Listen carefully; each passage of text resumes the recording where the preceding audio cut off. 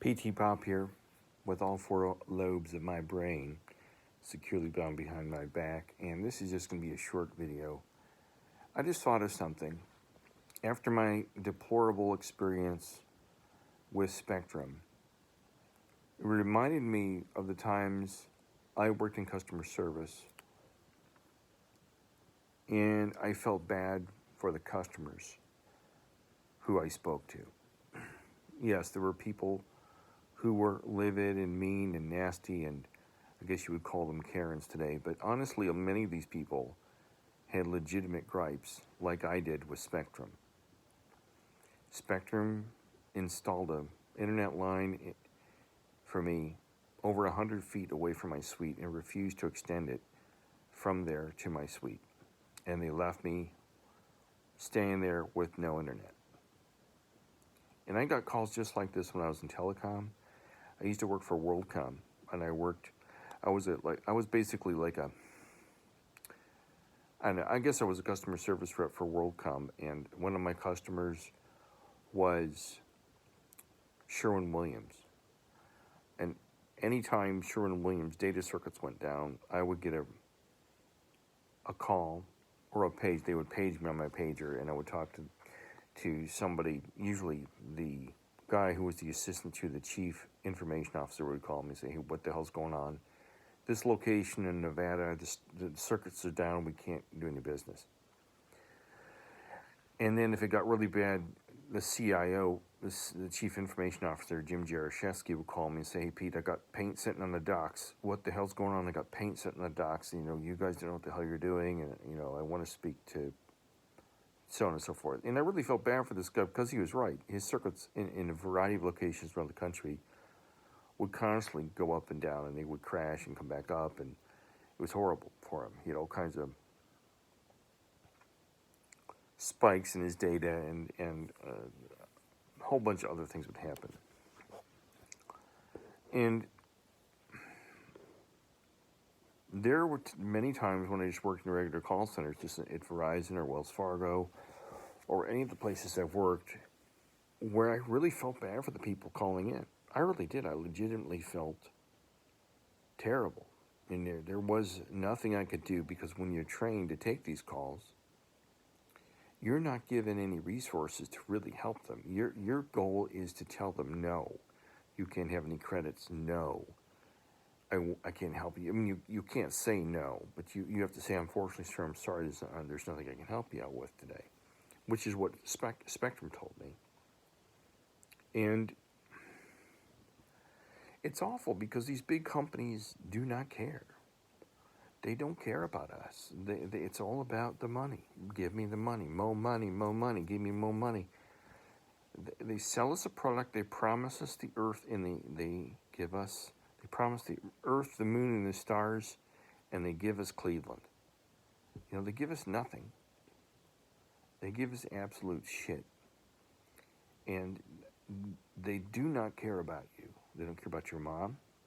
They don't care if your dad just died. They don't care about you at all.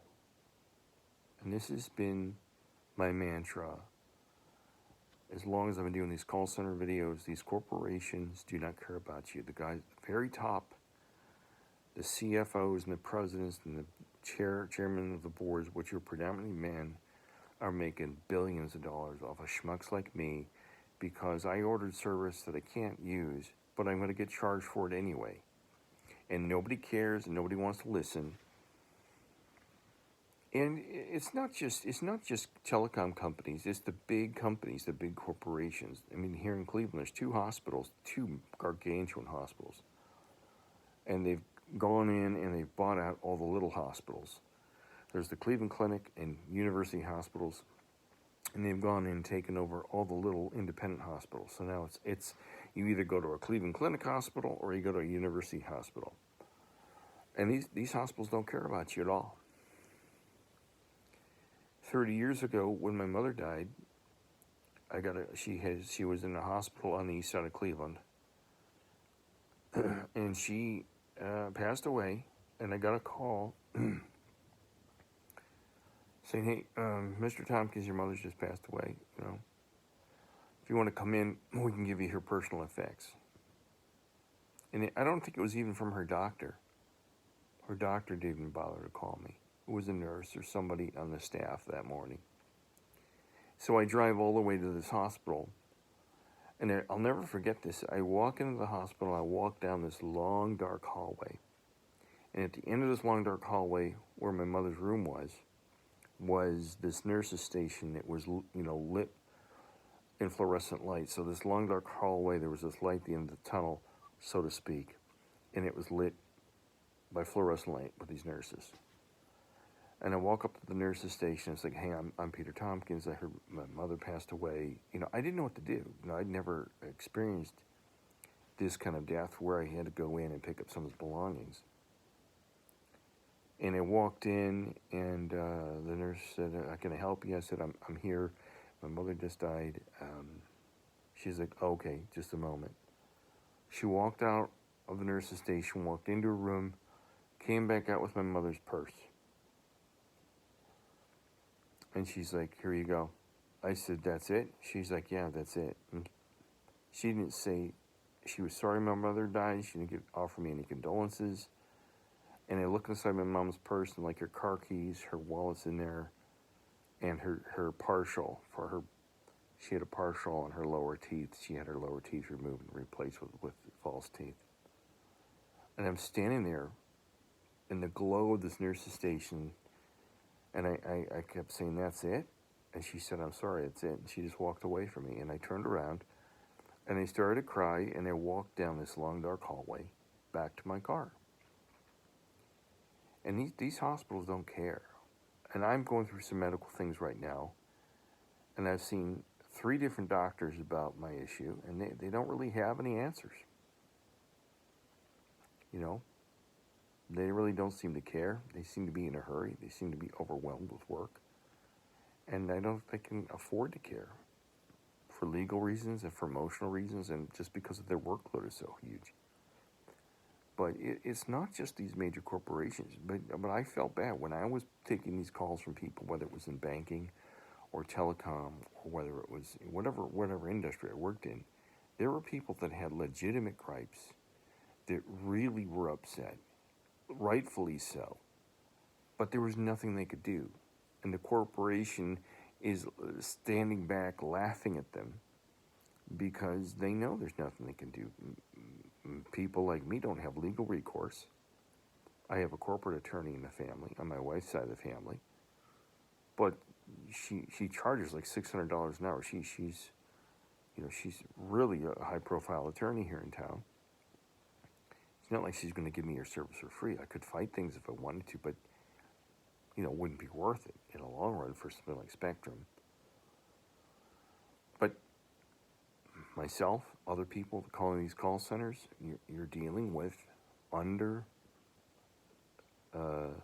undertrained, poorly trained, undereducated, insecure people who want to help. I believe they really want to help, but they're told you can't do anything. Don't give them credits. Don't give them anything back. And if it gets escalated, you can finally get things back. But it's taken me. I've spent hours now trying to get my money back from Spectrum. I spent at least, if you want to include the installation time, and then coming back trying to get researching it, I've spent probably 3 or 4 hours of my own personal time trying to get credits back. And Spectrum doesn't care. They don't give a shit about me. And they don't care about you, and these big corporations don't care about you. But I cared. I cared about these customers. It really bothered me that I would talk to some of these people online who were apparently, just being ignored by the big company. And it's just not right. But the companies control the country now. The companies control everything. They buy. Every politician is bought and paid for by them.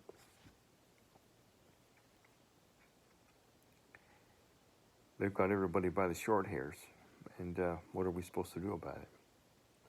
Telling you what, if you want to take over this country, take over the corporations. Or knock them out. Otherwise, we'll never get anywhere in this country. They've bought and paid for every politician, every governor, every police forces are paid off by them, the whole thing. So I'm PTPOP. I'm signing off. But there was a time when I felt bad for these customers. Thanks. Bye.